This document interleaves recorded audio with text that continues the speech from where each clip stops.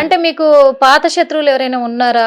ఉంటారు కదా, ఎందుకంటే అన్నిట్లలో ఇలా హిందుత్వం కాపాడుకోవడానికి ఉండొచ్చేమో తల్లి, ఉండొచ్చేమో. అందుకనే అది ఏమిటనేది పోలీసులే నిగ్గు తేల్చాలి అంతే. మనం ఊరికే రంగరాజన్ గారి మీద ఎందుకు బురద జల్లాలి? ఏమో తెలియదు, ఇది రంగరాజన్ గారి మీదే పోతుందని ఇంకెవరైనా చేసారేమో తెలియదు. మేము అలాంటి శత్రువులు ఎవరైనా ఉన్నారని నేనేం అనుకోవట్లేదు. నేను అంటే ఇంతకు ముందు ఎవరితో అయినా గొడవలు అయినాయా మీకు? ఎట్లా ఏంటి అంటే ఏ సందర్భంలో ఎలా ఉన్నామో నా మీద కేసులు అవి పెట్టింది తెలంగాణ గవర్నమెంట్. అప్పుడు తప్పుడు కేసులు పెట్టింది. మా ఈ రిమాండ్ రిపోర్ట్ లో కూడా 3 కేసులు ఉన్నాయని రాశారు పోలీసులు. ఆ 3 కేసులు 2 కేసులు కొట్టేశారు. నేనే పార్టీ పర్సన్ గా ఆర్గ్యుమెంట్ చెప్పుకుని కేసులు గెలిచాను. ఆ కేసులు నేను ఆ కొట్టేసిన కేసులను కూడా ఉన్నాయని అబద్ధం రాశారు వీరు. మరి ఏ ప్రాతిపదికన ఎలా ఉన్నా కూడా ప్రత్యేకంగా మరి మిమ్మల్ని చంపేస్తాం, మేము తిట్టేస్తాం, పొడి చేస్తాం శత్రువులు ఎవరో లేరు. మొన్న రంగరాజన్ గారి ప్రెస్ మీట్ లో మాత్రమే ఒక 2 ఉన్నారు, ఆయన పక్కన ఎవరో 2 వచ్చి వీరరాఘవరెడ్డి మేము అనుకుంటే నేను బయటకు కూడా రానికుండా చేయగలుగుతాం అనే పదాలు వారు వాడారు. రంగరాజన్ గారి పక్కన ఉండగానే వాడారు, పదాలు వాడారు. నిన్న మీ మీద అటాక్ చేసిన వాళ్ళు ఏమన్నా మాటలు మాట్లాడుతూ గానీ తిట్టడం గానీ చేస్తూ అటాక్ చేశారా, లేకపోతే ఏమన్నా గుర్తుందా మీకు? ఈ ఎవరైతే మరి రవికుమార్ చెప్పారు, ఇట్లా రంగరాజన్ మీద దాడి చేస్తారా మీరు, రంగరాజన్ గురించి ఎట్లా అంటారా అని చెప్పేసి పదాలు వాడారని అంటున్నారు. కానీ ఆ పదాలు నేనైతే నేనైతే వినలేదు. ఓకే, అంటే మీరు అక్కడ ఏమన్నా అన్కాన్షియస్ అయ్యారా, కాన్షియస్ లోనే వెళ్ళారా మళ్ళీ పోలీస్ స్టేషన్ కి? అన్కాన్షియస్ అయ్యే స్థితికి ఇంకా రాలేదు. ఇప్పుడు ఈ నాతో ఉండి ఈ 3-4 లేకపోయినా, అక్కడ స్థానికులు లేకపోయినా స్థితి ఉండేదేమో. కానీ పాపం వారే కాపాడి పెట్టారు తల్లి.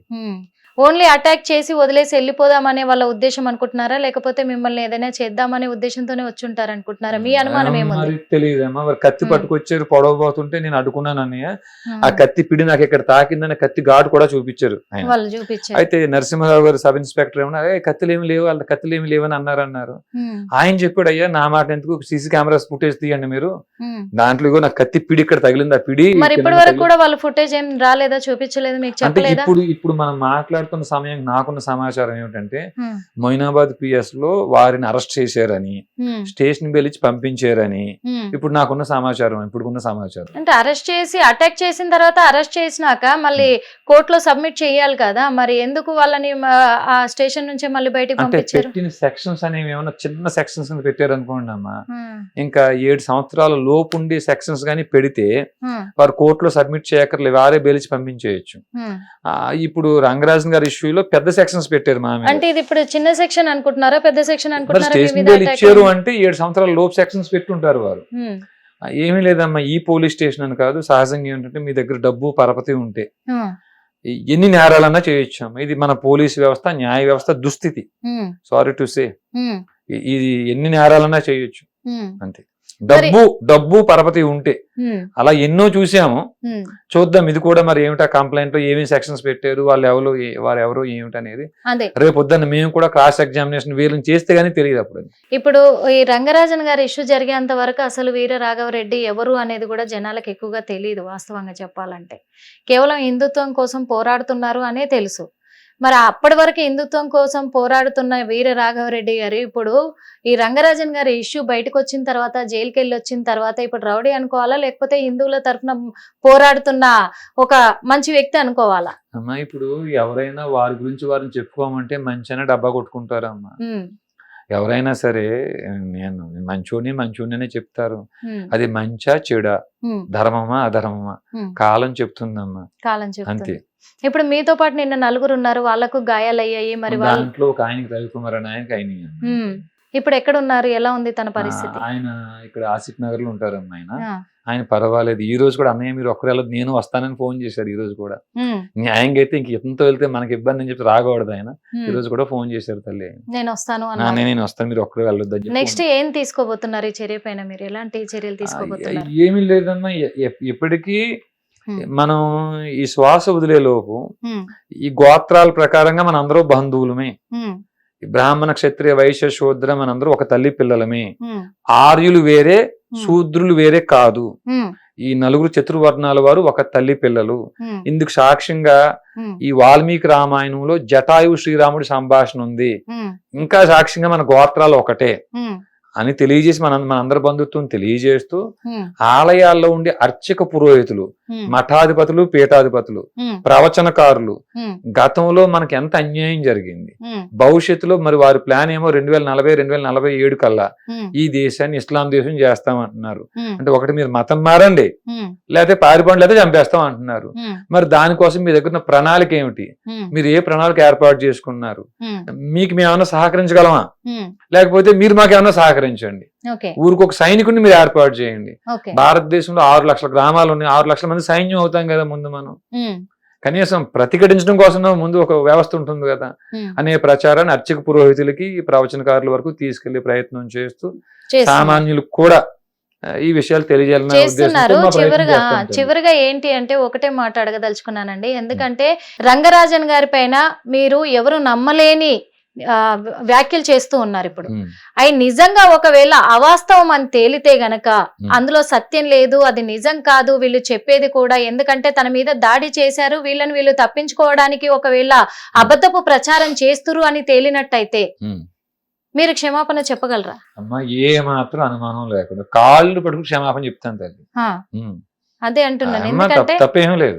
ఎందుకు అడుగుతున్నానంటే కూడా అందరు అంత గొప్పగా తనని గౌరవిస్తూ ఉంటారు. ఉమ్. మరి అంత వ్యక్తి మీద మీరు ఇలాంటి ప్రచారం చేస్తూ ఉన్నారు. మీరు అది నిరూపించలేరు. ఎందుకంటే అమ్మా ఉమ్, ఆయనకి మద్యం అలవాటు ఉంది, మగులు ఉమ్. అలవాటు ఉంది, ఉమ్. మాంసం అవి తింటారు. ఆధారాలతో కావాలి కదా అంటే మనకి. ఆధారాలు అంటే అమ్మా ఉమ్, ఎవరైనా వ్యభిచారం చేసేప్పుడు కెమెరా పెట్టుకుని చేస్తారా వారు? ఇప్పుడు ఆలయ ప్రాంగణంలో వారు మందు కొడుతున్నారు. కనీసం కెమెరా. సాక్షులైనా కావాలి కదా.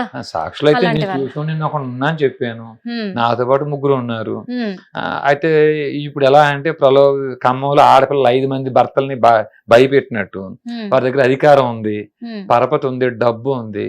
వారు ఏ ప్రయత్నాలు చేసినా నేనైతే నా మాటకు కట్టుబడి ఉన్నాను. నేను ఉమ్, ఆ 3 కూడా కట్టుబడి ఉంటారు. ఉమ్, విన్నారా తల్లి? ఖచ్చితంగా. రెండోది, ఉమ్, వారింట్లో పనిచేసిన వ్యక్తే బయటకు వచ్చి ఇప్పుడు చెప్తున్నాడు ఆయన. ఇంకా ఇబ్బంది అనిపిస్తే ఉమ్, ఆ పనిచేసిన వ్యక్తికి, ఉమ్, మాకు, ఉమ్, రంగరాజన్ గారికి ఉమ్, నార్కో అనాలిసిస్ టెస్ట్ గాని, ఉమ్, లై డిటెక్టర్ గాని ఉమ్. మీ స్టూడియో ముందు పెట్టండి, నాకైతే అభ్యంతరం ఏమీ లేదు. ఖచ్చితంగా ఇబ్బంది లేదు తల్లి. ఖచ్చితంగా అది కూడా ప్రయత్నం చేద్దాం, అది కూడా చేద్దాం. ఎందుకంటే ఉమ్. వాళ్ళ ఇంట్లో పనిచేసిన వ్యక్తిది ఇప్పుడు కాంటాక్ట్ నెంబర్ మీ దగ్గర లేదంటున్నారు, మా దాకా రాలేదు కాబట్టి ఇప్పుడు లైవ్ లో నిజం చెప్పించలేకపోతున్నాం. కానీ అతి త్వరలో ఆ అబ్బాయితో కూడా మాట్లాడించేసి నిజం ఏంటి అని తెలిసే, ఎందుకు తెలియాలి అని అంటున్నానంటే ఇప్పుడు మీరు నలుగురు తన మీద అటాక్ చేశారు అనే ఒక అపనింద మీ మీద ఉంది అనుకోవచ్చు. మీదే తప్పు అని చెప్పేసి ప్రజలు నమ్ముతున్నారు. తనకు ప్రభుత్వం కూడా సహకారాలు అందిస్తుంది. ఎందుకంటే మాలాంటి వాళ్ళం కూడా చాలా మంది అక్కడికి వెళ్ళాం కాబట్టి, చిలుకూరు బాలాజీ టెంపుల్ కి ఎంతో గౌరవించాం కాబట్టి వాస్తవం ఏది అవాస్తవం ఏది తెలియాలి ప్రజలకు. వాస్తవంగా చెప్పాలంటే అది తెలియాలి అంటే నిజంగా అక్కడ తనతో పాటు చేసిన వాళ్ళు, వాళ్ళ ఇంట్లో పని చేసిన వాళ్ళు కావచ్చు, అక్కడ ఉన్న పూజారులు కావచ్చు, ఎవరైనా సరే నిజము అబద్ధం ఏంటి అనేది చెప్తేనే తెలుస్తారు ఖచ్చితంగా. అందుకు మీరు మరి శిక్ష అనుభవించి కూడా వచ్చారు. మీ మీద కూడా ఇప్పుడు అటాక్ జరుగుతుంది.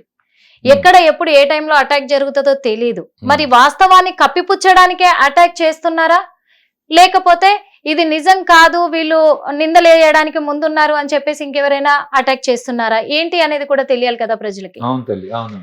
ఆ విషయంలోనే అంటున్నాను. అందుకని చెప్పేసి మీరు ఎప్పుడైనా కానీ, ఇప్పుడు మా హిట్ టీవీ ద్వారా అడుగుతున్నాను రాఘవరెడ్డి గారు, ఎందుకు అడుగుతున్నానంటే ఎప్పుడైనా ఆ సాక్షుల్ని బయట పెట్టేటప్పుడు ఖచ్చితంగా వాళ్ళతో పాటు మీరు కూడా మాకు సహకరించాల్సి ఉంటది. ఖచ్చితంగా ఆ సహకారం మీ నుంచి ఉంటదని కూడా మేము ఆశిస్తున్నాము. Thank you so much. చూసారు కదా, ఎందుకంటే మరి రంగరాజన్ గారి విషయానికి వస్తే ఎంతో మంది ఎంతో గౌరవప్రదంగా కూడా తనని గౌరవిస్తూ ఉంటాము. చిలుకూరి బాలాజీ టెంపుల్ అంటే మన తెలంగాణ రాష్ట్రంలోనే అక్కడ తిరుమల ఏడుకొండల స్వామి ఎలాగో ఇక్కడ చిలుకూరి బాలాజీ టెంపుల్ అలాగా. మరి అలాంటిది ఇక్కడే అపవిత్రం జరుగుతుంది అని తెలిసినప్పుడు అంటే మన తెలంగాణలోనే కాదు ఇండియాలో ఉన్న ఏ హిందూ రక్తమైనా ఉడికిపోతుంది, అది సహజము. ఆ విషయంలోనే మేము మా మీద అటాక్ చేయడానికి వచ్చినప్పుడు మేము తన మీద అటాక్ చేయడం జరిగింది. అలాంటివన్నీ మేము కల్లారా చూసాము. తను చేస్తున్న అపవిత్ర పనులన్నీ కూడా అన్ని బయట పెడతామనే భయంతోనే ఇప్పుడు మా మీద కేసులు ఇవన్నీ అవుతున్నాయి. అందుకు మరి నిన్న అటాక్ జరిగింది అని చెప్పేసి కూడా, అంటే ఇప్పుడు రంగరాజన్ గారే చేయించారని మేము చెప్పట్లేదు, లేదు, తన మీద నిందేయట్లేదు, కాకపోతే ఇలాంటి మాటలు మా వాళ్ళకి వినిపించాయి, అందులో నేను ఉన్నాను కాబట్టి మరి అలా ఏమైనా ఎందుకు చేశారు అటాక్ అనేది ఇంకా మిస్టరీగానే మిగిలింది. కాకపోతే పోలీసులు వాళ్ళని అరెస్ట్ చేయడం జరిగింది, బెయిల్ మీద వదిలేయడం కూడా జరిగింది. కానీ నిజాలు ఏంటి అనేది ఈ వీడియోలు కానీ సాక్షులు కానీ బయటకు వస్తే మనకు తేలే అవకాశం ఉంది. హిట్ టీవీ యాప్, ఇందులో short news, live news, entertainment shows, movies, digital magazines తో పాటు మీ జిల్లా వార్తలను కూడా ఫ్రీగా చూడొచ్చు. ఇంకెందుకు ఆలస్యం, వెంటనే హిట్ టీవీ యాప్ ని డౌన్లోడ్ చేసుకుని ఫ్రీగా ఎంటర్టైన్మెంట్ పొందండి. Hit TV app. Hit TV app. Please download Hit TV app. Hit TV యాప్ని ఫ్రీగా డౌన్లోడ్ చేసుకొని ఎంజాయ్ చేయండి. మీకు నచ్చిన ఎంటర్టైన్మెంట్ కోసం హిట్ టీవీ యాప్ ని ఫ్రీగా డౌన్లోడ్ చేసుకుని ఎంజాయ్ చేయండి. హిట్ టీవీ యాప్ని డౌన్లోడ్ చేసుకుని ఆస్వాదించండి, ఆశీర్వదించండి. ఇంతమంది సెలబ్రిటీలు హిట్ టీవీ యాప్ ని డౌన్లోడ్ చేసుకోండి అని చెప్తున్నారంటే ఎంత మంచి యాప్ ఆలోచించండి. అమెరికా అమెరికా అమెరికా అమెరికాలో చదవాలనుకునే వాళ్ళకి విశ్వసనీయమైన పేరు మన శౌర్య కన్సల్టెన్సీ. UK లో 1 year masters. UK లో 1 year masters. 2 years work permit up to 5 years visa. Contact Saurya Consultancy. Contact 89851 89851.